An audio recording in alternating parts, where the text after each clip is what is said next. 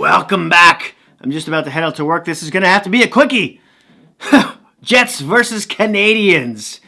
This is going to be a hit fest. I think we all know that. Now, during the regular season, Winnipeg took 6 of 9 games against the Habs. Of course, the Jets swept Edmonton in the first round. Montreal surprisingly came from a 3-1 deficit to beat Toronto in 7 games. That was spectacular for them. Winnipeg outscored Edmonton 14-8 in their series. Toronto actually outscored Montreal 18-4. The Habs are the first team to go into the second round who were outscored in the previous round in this year's playoffs. Let's talk about special teams now, starting with the power play. Montreal's 12th so far in the playoffs, running at a 15.8% clip. They were around 19 during the regular season. Maybe that'll improve. We'll see. And we'll talk about more of that later. Winnipeg is 4th in the playoffs so far, running at a 30% clip rate. They were 23 during the regular season, so maybe that will balance out because Montreal's penalty kill is number 1 so far in the playoffs at an 87% clip rate. Now, it was just over 78 during the regular season, and Toronto's power play was anemic for the past 3 months, not just in the playoffs. So that is an aberration of sorts, although Montreal's top 4D have been playing great. Now, Winnipeg are 6th on the PK at just under an 82% success rate. It was around 80% during the regular season, so that's about right. Face-off win percentage, which is, of course, especially important on the power play for each club. Winnipeg's number 2 with 54.6% success rate. Montreal's number 9 with just under a 50% success rate, which is weird because I seem to remember Danault winning a lot of his faceoffs. Point leaders. Oh, no. Before I go to point leaders, let's talk about shots per game. Excuse me. Shots per game. Winnipeg's number 7 so far in the playoffs. At 34.5. Montreal's number 14 at 28.3. Now let's talk about point leaders who have 5+ points so far in the playoffs. There's a hair in my face. Winnipeg has 2 players like that. They've got Wheeler and Scheifele, each with 5. However, Morrissey and Connor do have 4.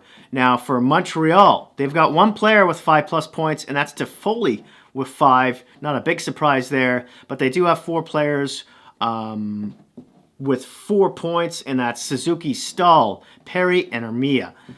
Now for goal leaders, the fun part here, with 3+ goals so far during the playoffs. Winnipeg has a goose egg, but they've also only played 4 games, right? But they've got 4 players with 2 goals, and I'm talking about Wheeler, Connor, Ehlers, and Scheifele. Ehlers, of course, missed 2 or 3 games in that first round. Montreal has 1 player with 3+ goals, and that's Kotkaniemi with 3. But they do have 4 players with 2. Suzuki, Perry, Toffoli, and Armia. Now let's move on to goalies, and specifically their save percentage. Hellbuck is 4th right now in the playoffs with a .950 in 4 games. Price is 6th with a .932 in 7. Now, last sort of box stat category I have for you here, I separated the defense and the forward group for each club, and I compared their offensive output. Starting with the D, for Montreal, have 2 points in 7 games. 2. Winnipeg has 10 in 4. Now, Montreal's a -7, and Winnipeg's a +10 on their defensive group there as well. For the forwards, Montreal have 31 points. Winnipeg has 29, not far behind, and playing 3 less games. Montreal's is a -16 so far, and Winnipeg is a +15. Just to remind you, the Canadiens did win that series against Toronto. Now, who's the wild card? Or who am I picking for each club? For Winnipeg, you could easily go with Hellbuck, but I think that's low-flying fruit there. He's been amazing, of course, so far. I'm going to go with Dubois. He's, Dr. Jekyll is still been playing. Mr. Hyde hasn't made an appearance. He only has 2 assists so far. we know what he can do in the playoffs. He did it last year. Will he wake up or not, right? For Montreal, Winnipeg, you could also say Ehlers. You could say a number of players. Montreal, I could talk about the young players, especially right here, like Kotkaniemi and Caulfield, and who's doesn't have many points, but he's got a wicked shot. And of course, oh my God, I'm having a bit of a blank here. There's Romanov, who hasn't even played a game yet, right? What's he going to do for them? And of course, Suzuki, who's been really good so far as well. I'm going to go with the worm, the old pirate with the peg leg and the eye patch, in Corey Perry, who's got 2 goals and 4 points so far. I know it sounds a little crazy, but when the goalie on the other side of the ice is really hot, this guy seems to get that greasy one past him, right? And that's such an important role in the playoffs, and he proved it again against the Leafs. Of course, he was really good for Dallas last year during the extra season. Now, what do I think the X factors are to this series? Starting with Winnipeg, depth scoring, of course, will be huge for them. Will Dubois step up? The third line will be counted on to actually create some offense, not just shut down another line's top offensive line. Appleton, Lowry, and Kopp have been successful at that so far this year as well. FYI, they can also hit. The Jets also need to. Montreal played 7 games. Jets played 4. Jets have some rest, and the Habs' top 4 defense played a lot of minutes in that series against Toronto. So Winnipeg's got to tenderize that D.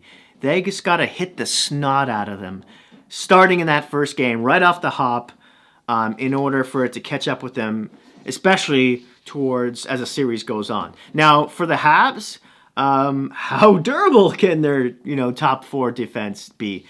They arguably have a better defense than Winnipeg, although Pionk did a really good job at shutting down McDavid, for instance, and Morrissey played really well too. Both of them had some points. Danault, he of course needs to continue his shutdown magic against that first line of Winnipeg. The Jets play a lot heavier game than Toronto. You won't see them shy away from making a play as well in order to take a hit, for instance. So, little nudge there at my favorite team, the Maple Leafs. And then, of course, can the young guns from the Habs continue to be dynamic and score in this series? Because they'll be counted on heavily. They're definitely some of the fastest skaters for that team on the ice. So, who am I going to pick to win this series? Yeah, I don't want to count Montreal out, but I'm going to give it to the Jets, and I'm going to say in 6, because if it goes to 7, oh boy. Now, for those of you who have skipped to the end of this video, who do I think is going to win this series? I'm going to say the Habs in 5 games, because I don't think, them being tired from 7 is going to be an issue whatsoever. Thank you so much for watching. I would love to hear from you down in the comment section who you think is going to win this series and how many games and why.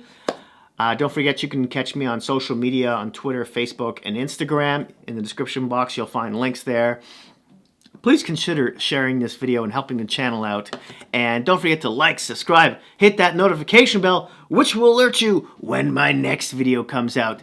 Thanks again so much for watching. Please be kind to each other in this crazy world we're living in right now, and I'll see you soon.